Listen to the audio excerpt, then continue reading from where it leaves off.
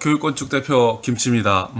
오늘 제가 이제 그 첫 번째 시간이죠. 오리엔테이션 이후에 첫 번째 시간인데 오늘 전원주택 답사에 대한 또 전원주택지를 찾아보시고 이게 답사할 때 확인사항, 유의사항 등을 이제 말씀드릴 겁니다. 그 전에 제가 이제 앞에 오리엔테이션 이제 유튜브에 영상 올린 걸로 보니까 글자가 너무 작게 나왔더라고요. 제가 이제 뭐 처음 이렇게 하다 보니까 이제 이게 약간 이제 좀뭐 미스하는 부분들이 좀 있으니까 좀 양해를 좀 구하고요. 요거를 잠깐 화면을 정지시켜 놓으시고요. 제가 좀 키워놨거든요. 그래서 보셔서 이게 순서를 이렇게 제가 영상 찍은 순서를 이렇게 참고하시길 바라고요. 자, 그러면 요거는 이제 접고요. 자, 오늘부터 이제 본격적으로 이제 전원주택지 답사할 때, 모두에 말씀드렸지만, 말을 좀 버벅거리죠. 이제 확인사항들, 유의사항들, 뭐 이런 것들에 대해서, 말씀을 드리겠습니다. 지난번에도 제가 말씀드렸지만, 저는 나름대로 이제 그 스토리가 있는 그 이제 영상을 좀 찍으려고 한다고 말씀을 드렸고, 그것들을 또 이제 답사를 하거나, 뭐 실제로 시공을 하거나 이렇게 할 때 말씀을 좀 드리기로 했었는데, 이제 이게, 얘를 뭐 한번 제가 그냥 이렇게 한번 이제 현장을 전원주택지 답사를 하면서 어떻게 답사를 하는가, 이제, 뭐 말씀을 먼저 한번 드려보겠습니다. 저는 이게 이제 집을 짓는 사람으로서 그러면서 이제 이거를 답사할 경우에는 여행이라고 생각을 하고 좀 마음 편안하게 가죠. 그러면 이제 그 주변에 이제 풍광들이 보여요. 그리고 여기서 풍류동 가는 길 현장은 밀양에 이게 이제 밀양 댐이 있는데 댐을 이제 가기 전에 있는 산골 마을이에요. 그러다 보니까 이렇게 이제 고갯길, 이제 언덕길이 이렇게 있고, 언덕길에 올라와서 제가 뒤를 딱 다 보니까, 이렇게 지금, 요 뒤쪽에 이제 밀양댐이 있어요. 그리고, 요렇게 지금, 뭐, 봄꽃이 이렇게 화려하게, 벚꽃이죠. 피어있는 모습도 보고, 그리고 동시에 이제, 요렇게 이제 이 길로, 뭐, 레미콘이라든지, 뭐, 큰 차, 퍼크레인이 이렇게 올라올 수 있는가를 이렇게, 동시에 확인을 합니다. 이제 아마 전원주택지를 답사하시는 분들도 제가 나중에 뭐 시공 과정 속에서 뭐 이게 길의 폭 때문에 어려움을 경험한 것들도 말씀을 드릴 겁니다만 이제 이런 길의 폭이 어느 정도 여유가 있죠. 주변에 이렇게 뭐 큰 차가 올라오는데 이게 막을 수 있는 어떤 그런 것들도 좀 없고요. 그리고 이제 쭉 올라와서 요 위로 올라가면 바로 이제 건축주님이 이제 터를 사신 곳이에요. 건축주님은 그 대지를 사셨기 때문에 바로 집을 지을 수 있는 여건에 땅을 구입하셨죠. 근데 여기를 보면 지금 이렇게 지금 보기에는 뭐 사진을 보기 어떨지 모르겠는데 상당히 경사가 급합니다. 그리고 레미콘이 들어갈 수 없는 상황이에요. 이렇게 되면 이제 아무래도 시공 비용이 좀 추가가 되겠죠. 그러니까 저는 이제 이 그늘 속을 가면서 시원한 바람도 쐬면서 그런 생각들을 하고 갑니다. 그리고 주변에 이게 이제 옆에 이제 집이죠. 옆에 집인데 이렇게 꽃을 가꾸고 저는 생활을 하시고 있는 이웃분이신데 이런 것들을 보시고 이제 뭐 건축주님이 이제 어떻게 보면 마음에 드셨을 수도 있겠죠. 내가 요 터를 좀 사서 이런 이웃들과 함께 지내고 싶다. 그러니까 꽂히는 게 있으시더라고요. 여러 곳을 전원주택지를 찾아가지고 이게 돌아다니시다가 딱 꽂히는 부분. 건축주님이신데 나중에 이제 뭐 측량 부분에 제가 좀 더 말씀을 드리는 걸 하고, 그리고 이제 이제 건축주님이 사신 대지에 이제 딱 올라가서 뒤를 딱 돌아보니까 왜 이곳이 풍리동인지 알겠더라고요.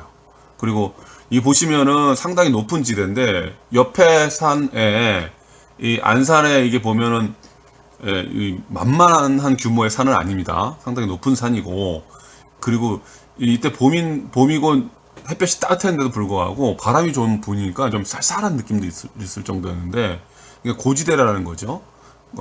그래서 나름대로 건축주님한테는 꽤 이런 풍경들이 마음에 드셨던 거죠. 그래서 저는 이제 이렇게 그 생각을 하죠. 집을 약간 높여드리면 또 좋을 수도 있겠다. 이렇게 조금 높은 위치에서 풍광들을 바라보실 수 있으시니까.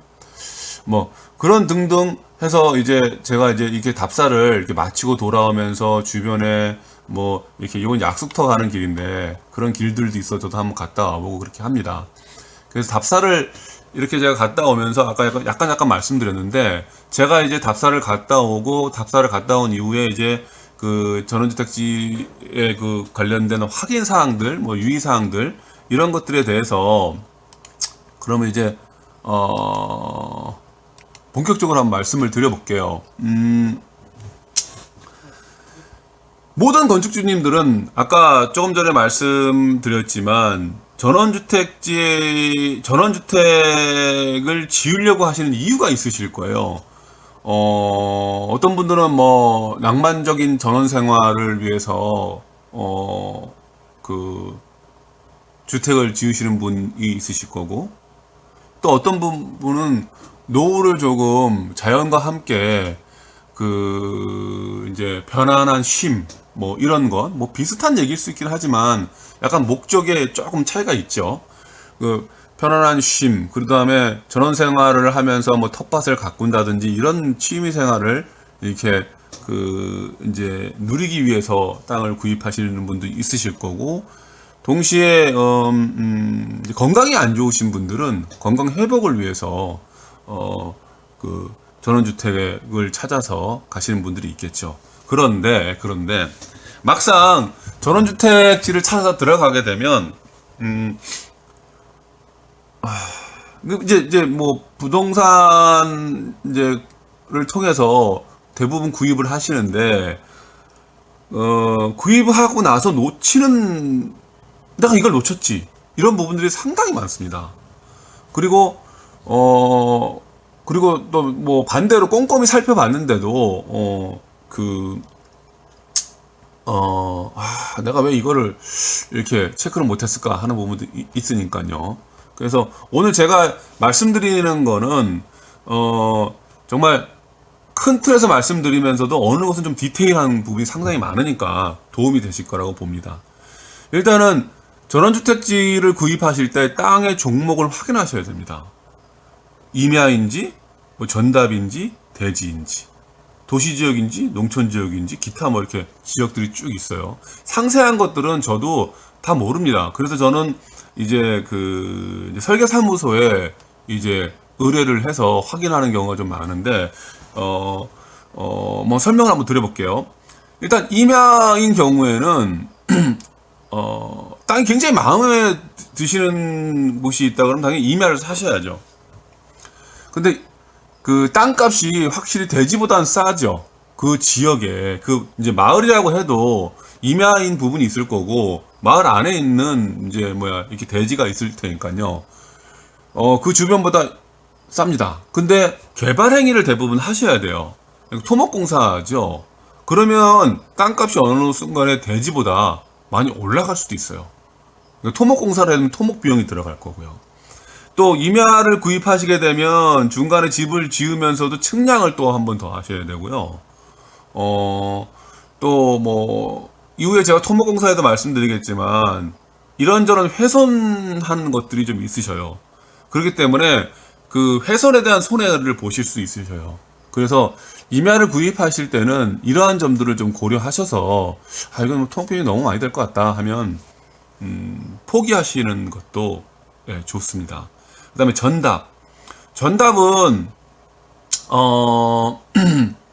전용을 뭐 임야도 전용을 해야 되지만 전답 전용을 해야 됩니다. 그래서 전용 비용이나 이런 것들을 감안하시고 대지와의 어떤 이제 이 가격 비교를 한번 해보시면 좋을 것 같고요. 이거 제가 뭉뚱그려 도시지역과 농촌지역을 나눠놨는데 이것도 사실은 굉장히 중요한 겁니다. 왜냐하면 농촌 지역이든 도시 지역이든 집을 지을 수는 있습니다. 뭐 그 관련 세부법 따져보시고 하시면 되는데, 도시 지역은 30평을 기준으로 해서 대략 100회인데 30평을 기준으로 해서 이상이 되면 허가권이 되고 미만이 되면 신고권이 됩니다. 그러니까 농촌 지역은 60평까지 지을 신고권이에요. 그러니까 허가권과 신고권의 차이는 감리가 있고 설계도가 좀 더 추가가 되고 또 그 인허가 과정이 조금 더 좀 까다롭다라는 겁니다. 다시 말해서 비용이 뭐 더 들어간다는 거죠. 비용이 더 들어간다라는 거는 뭐 대략 제가 얼마라고 말씀을 딱 못 드립니다. 각 지역마다 좀 차이가 나니까. 그것이 이제 제가 뭐 설계부터 또 그다음에 감리 뭐 이런 기타 등등 또 그 시공사에서는 이제 준공 내주는 게 까다롭기 때문에 조금 더 비용을 올릴 가능성이 있죠. 그러면 이제 뭐 그것이 이제 그 같은 평수인 경우에 신고권과 허가권의 그 단가 차이가 뭐 기본으로 5, 600은 날 거고요. 1000만 원 정도 이상은 날 겁니다.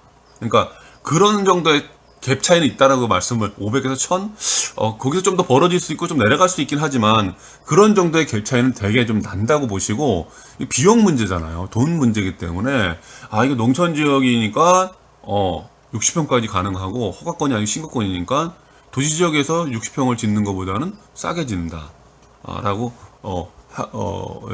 알고 계시면 땅을 구입하는 데 도움이 되실 거고요. 그 다음에 이제 도로, 아까 말씀을 드렸는데 도로의 폭, 이 굉장히 중요하죠. 도로 폭이 안 되면, 차는 다닐 수 있는데 어떤 경우는 허가를 안 내줘요. 보통은 이제 4m이긴 한데, 이런 농촌 지역에서 보면 3m가 돼도 허가해주는 곳은 제법 많습니다. 그렇기 때문에 일단 도로의 폭을 확인하셔야 돼요. 그리고, 도로폭이 좁다. 좁으면 당연히 큰 차인 레미콘이 못 들어오기 때문에 그러니까 넓은 길보다는 운송비, 그 다음에 기초 타설할 때 레미콘을 저 바깥에 세우고 세렉스를 들여서 레미콘을 받아가지고 옮기는 트럭 같은 거, 덤프 트럭 같은 건데 작은 덤프 트럭인데요. 그러면 그 비용도 더 들 거고 타설할 때 시간이 더 많이 걸리기 때문에 그 비용도 몇백이 더 날 수도 있어요. 보통은 그냥 간략하게 계산을 하면 0.5일 타설하는데 더 들어갈 수도 있긴 하고요. 0.5 그러니까 레미콘을 치면 4시간이면 되는데 예를 들면 세렉스로 치면 하루 종일 들어가니까 0.5일에 대한 인건비라든지 그런 것들이 들어가겠죠. 그리고 제가 비용을 말씀 못 드리는 게 거리도 있을 거고, 평수가 다르기 때문에. 그래서, 이제, 추가되는 것이 이제 그렇게 운송비라든지, 기초할 때 인건비가 좀 더 들어가거나, 레미콘을 싣고 다는데 많은 불편함이 있다 보니까, 거기에 추가되는 비용이 있다라는 것. 도로 폭도 사실은 굉장히 중요하다. 결국엔 이런 것들이 아까처럼 임야인가 대지인가에 따라서, 차이가 나기 때문에 결국에 이것들이 모여서 모이면 결국에는 내가 이게 3천만 원이 더 들어가고 5천만 원이 더 들어가고 그럴 수 있지 않습니까? 그래서 그런 부분은 이걸 체크리스트를 가지고 다니시면서 확인해 보시는 게 좋아요. 그 다음에 공도인지 사도인지. 공도라 그러면 허가 받는 데는 문제가 없습니다. 국가 소유의 도로인지, 시 소유의 도로인지, 이 공도인 경우, 근데 문제는 사도예요. 공도라고 이게 생각을 했는데, 사도입니다. 계약은 해놨고 이제 끝났어요. 그러면 이제 물를 수도 없잖아요. 이게, 땅을 샀는데, 어떻게 합니까? 제가 여기 대구에서라고 되는데, 한번 그 예를 한번 들어볼게요. 오늘 이게 제 생각한 것보다 상당히 이제 얘기가 길어지는데, 그래도 계속 해볼게요. 왜냐면 지금, 중간에 끊을 수는 없으니까, 일단은 제가 아까 대구에서라고 했는데 여기 보면 저희 교육 건축 진행 현장에 보시면 여기 대구에서 한번 들어가 볼게요. 그럼 여기 이제 토목을 시작하다 이렇게 되어 있는데 여기는 이제 임야를 구했어요. 임야를 구하고 이제 측량을 이제 해봤더니 이게 도로하고 이만큼 떨어져 있어요. 야, 이게 뭘 의미하는지 이걸 보시면 뭐 저게 뭘 의미하지? 라고 하실 분들이 되게 많으셔요. 그러니까 이 땅을 구입할 때 건축주께서는 그냥 기존의 자료, 뭐 위성 사진이라든지 뭐 지목이라든지 그 뭐야 그런 게 뭐 토지 이용 계약 이런 것들을 보시고 이거를 이제 이 땅을 구입하셨는데 막상 죄송합니다. 측량을 해보니까 도로하고 이만큼 떨어져 있어요. 그러니까 요 도로가 그러니까 여기가 건축주님 소유가 아니라는 거죠. 그러니까 남의 땅을 침범을 해서 집을 지어야 되는 거죠. 그러니까 이만큼 떨어졌는데 이건 맹지라는 거죠.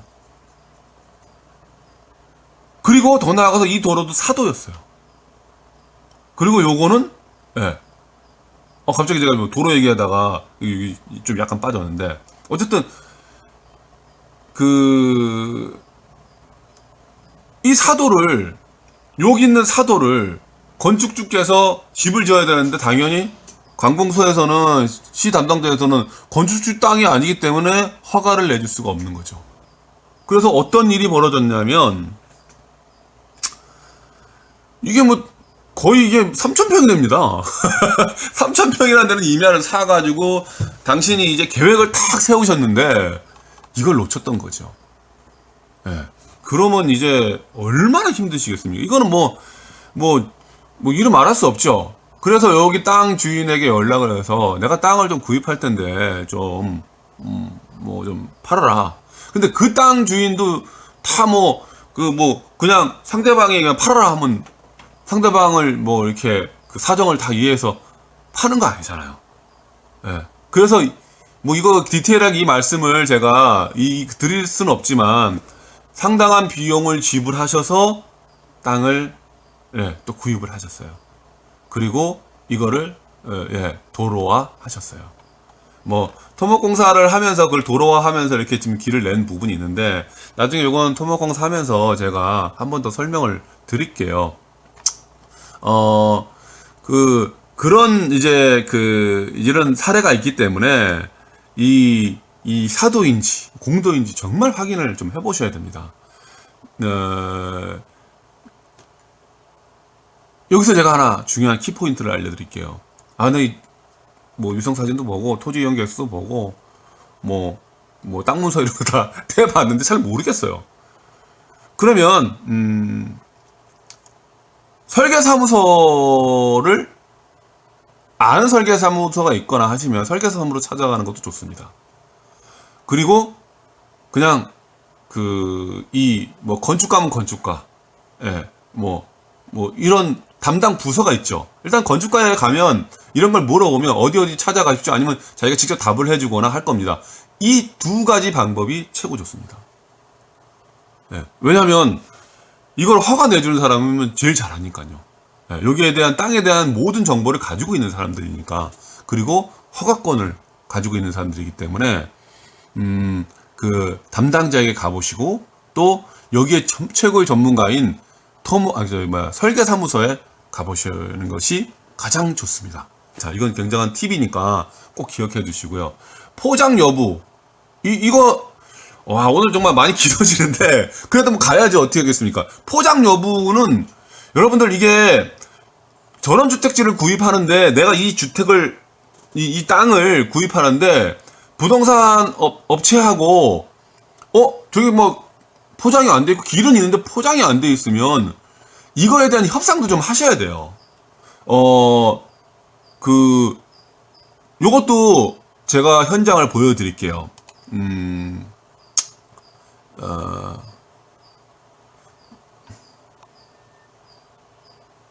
새로운 시작, 퇴직 새로운 시작에 있네요.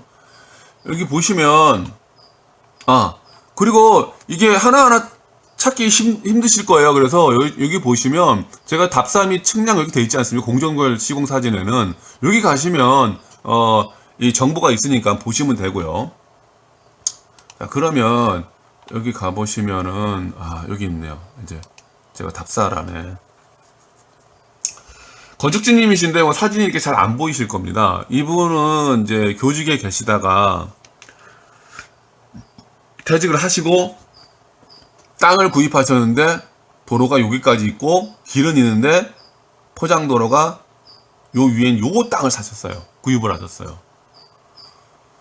그래서 저하고 이제 제가 이제 답사를 이 앞에도 갔지만 요날 답사한 거는 길과 관련된 것도 좀 있었습니다. 그러면 이제 제가 이제 건축주님한테 말씀을 드렸죠.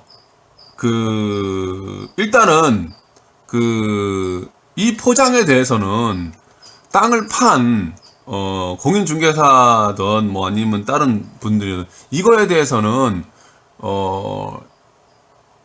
잔금을 치르기 전에 좀 합의를 하셔야 됩니다. 라고요. 왜냐면 땅값은 이거를 빼고 사셨으면 괜찮겠죠. 물론 도로비야 이렇게 뭐 포장 도로비가 이렇게 빼가지고 사셨으면 괜찮은데 그러지 않으셨다고 하시더라고요.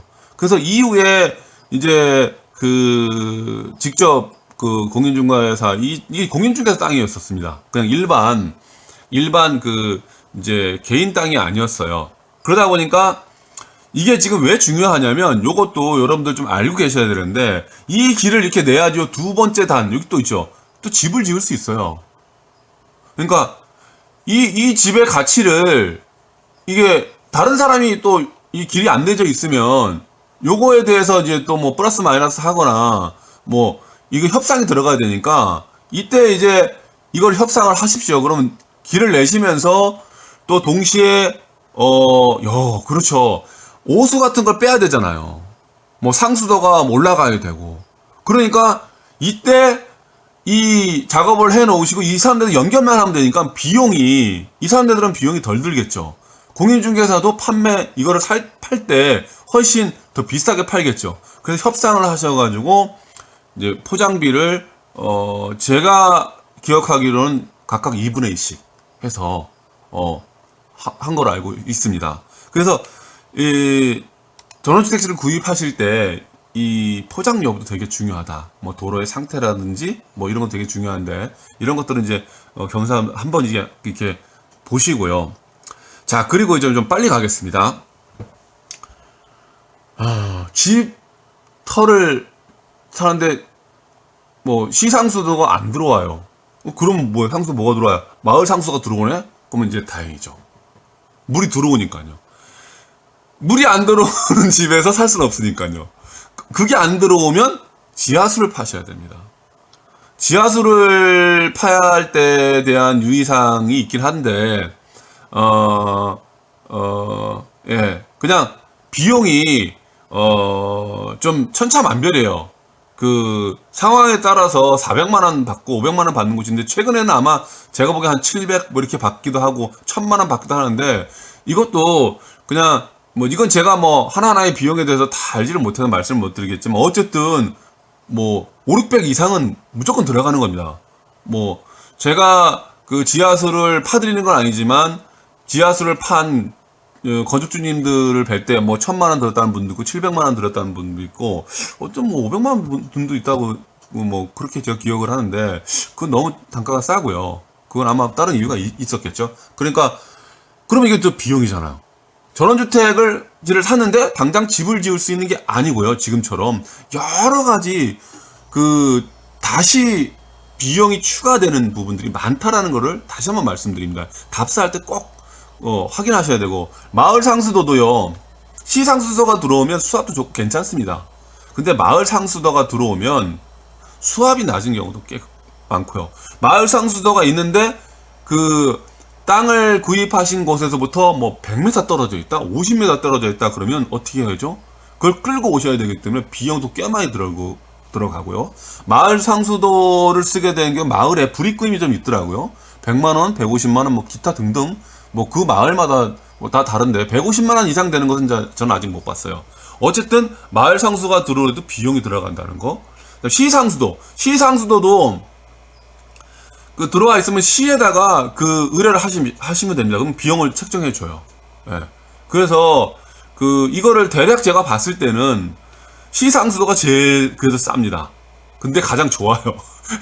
그 다음에 마을 상수도가 예, 그 다음 예, 비용이 좀 많이 들고 지하철 제일 많이 들어가는데 마을 상수도의 장점은 또 있어요. 어떤 장점이 있냐면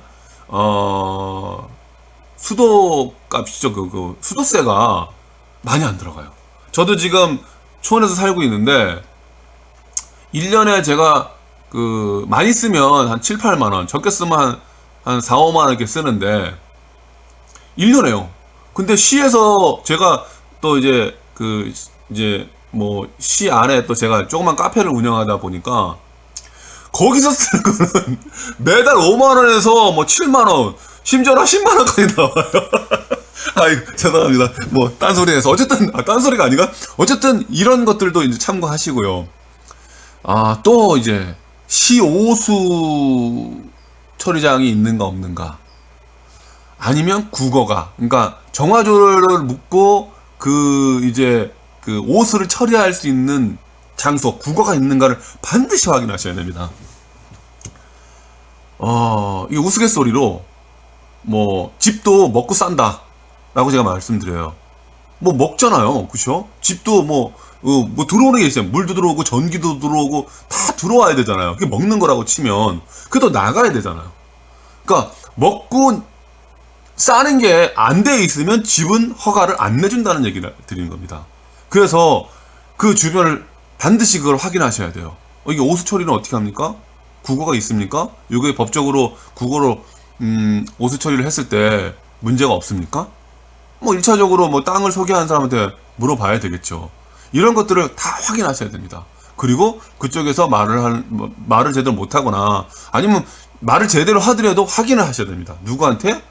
예, 뭐 저한테 연락해 주시면 저는 최대한 알아봐서 저는 이제 설계사무소나 뭐 담당 부서에서 알아보기도 하고 하지만 설계사무소 담당 부서나 뭐 거의 뭐 이게 뭐 묻어 있어가지고 폰에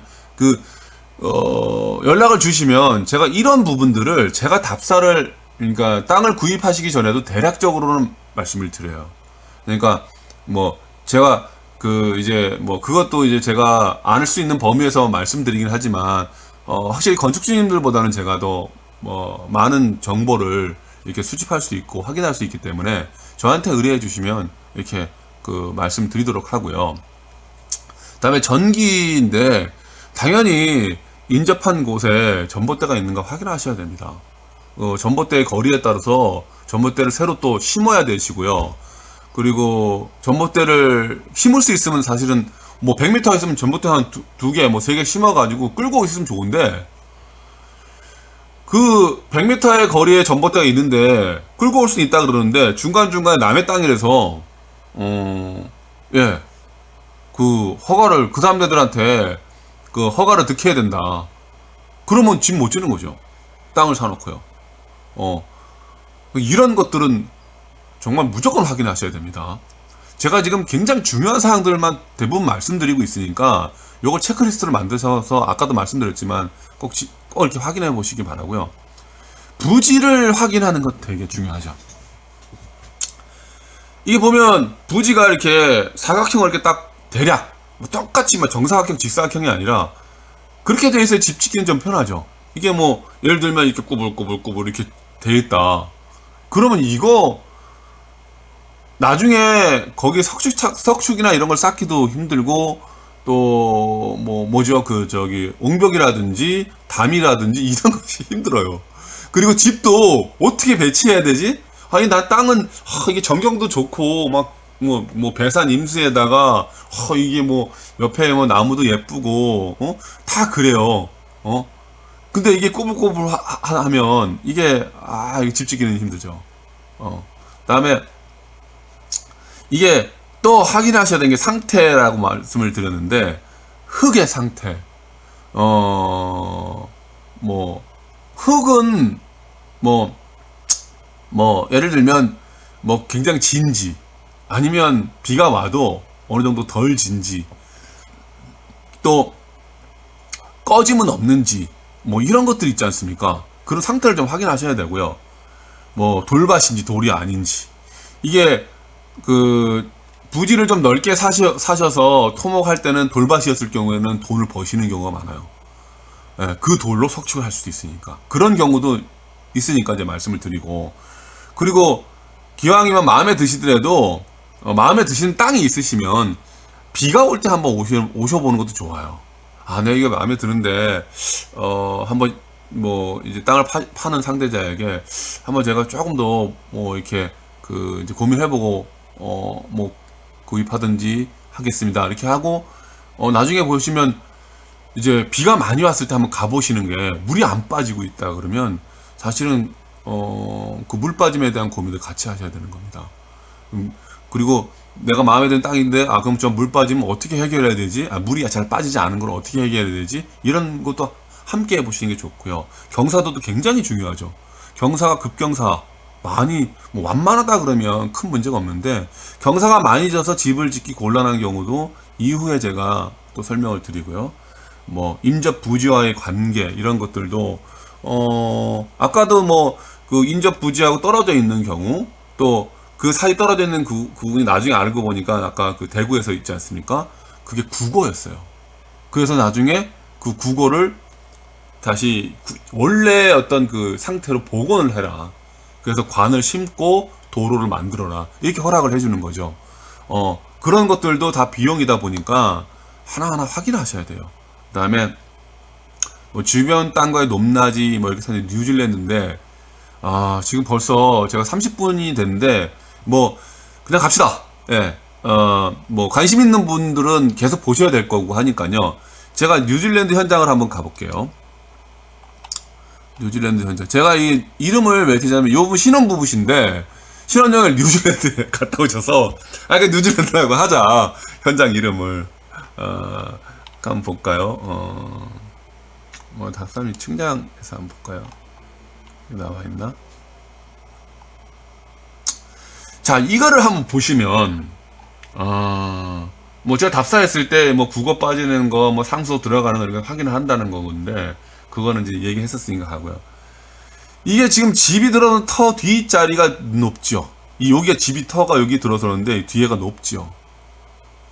근데 이 땅을 일단 구입하셔가지고 저한테 연락을 하셨어요. 예.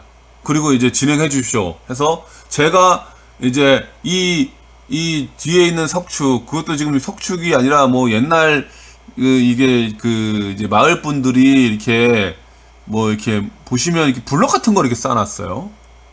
그러면 이제 이걸 이제 새 집 짓는데 이걸 그대로 두실 수 없잖아요. 그러니까 이거 다 비용이거든요. 처음에는 건축주님도 저걸 어떻게 할까 고민을 하다가 결국에는 이제 내가 석축을 싸서 해야 되겠습니다 라고 하셨는데 뒤에 이제 계신 분 주인이신데 이 경계선들이 꽤 모호한 부분들이 나중에 있었어요. 그래서 주변과 이게 낮으니까 집은 높여야 되고요. 예, 이제 다시 뭐 본론으로 들어가겠습니다. 본 얘기로. 낮으니까 좀 높여야 되고요. 또 뒤에 있는 저기 석축과 주택가에 그러면 골이 생기겠죠. 그러면 나중에 물 빼는 우수관이라든지 뭐 유공관이라든지 이런 것들을 이런 시설들을 만들어 놔야 되겠죠. 그리고 이제 옆에 있는 건축주님 분이신데 여기에 이제 뭐 이런저런 설명을 해 주시는 거예요. 여기가 왜 이렇게 옹벽이 이렇게 생겼고 여기 높낮이가 또 있습니다. 높낮이가 있죠. 그러니까 이런 거를 이제 설명을 좀 해 주시더라고요. 그러면 이제 경청을 저희는 해야 되죠. 뭐 내력을 알아야 되니까. 그러면 보십시오. 지금 현재 지금 제가 이제 주변 땅과의 높낮이 차이를 말씀드렸는데 여기는 낮고 여기는 땅이 사십한 데는 또 이건 높고 상대적으로 그 뒤에는 또 높아요.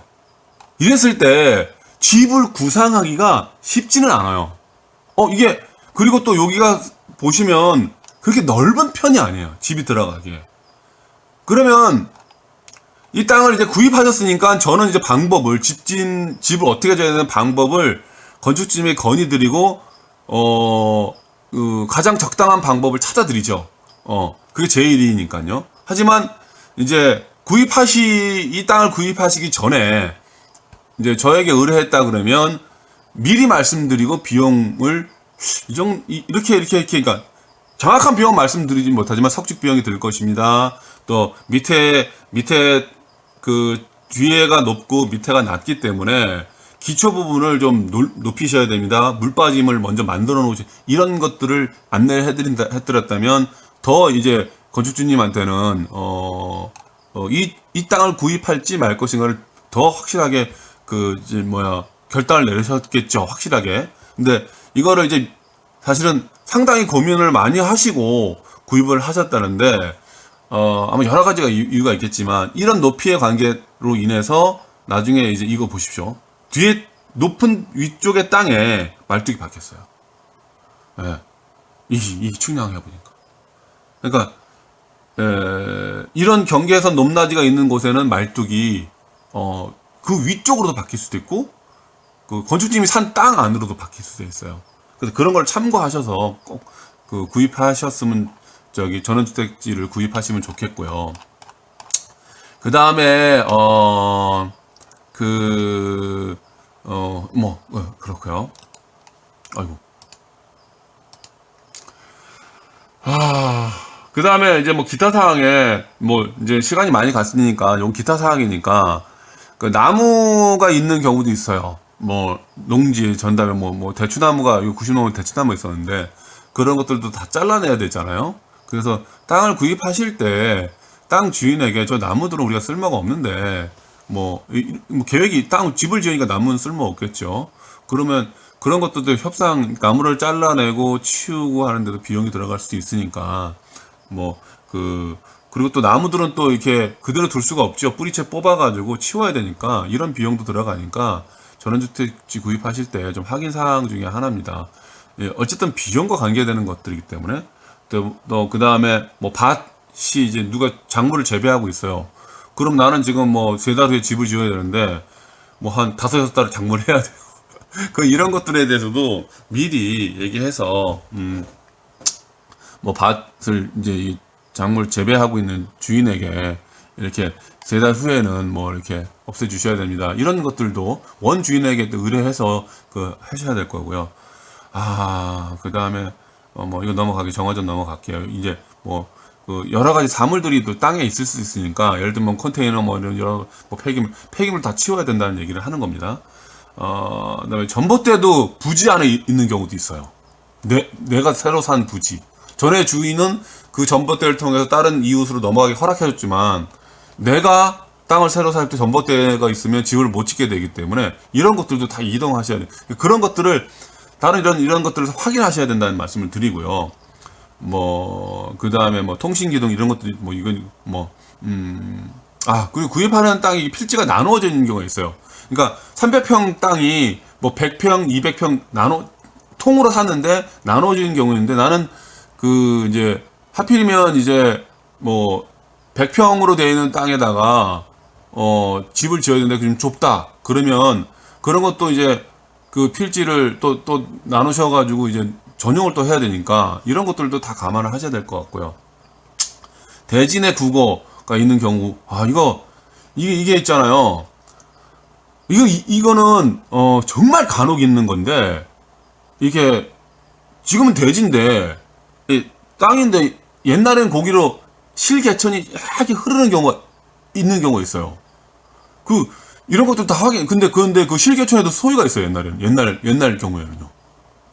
그러면 그 사람을 찾아가서 내가 집을 짓겠다고 하고 그래도 집을 지어야 돼요. 소유권을 이렇게 포기하라는 얘기겠죠.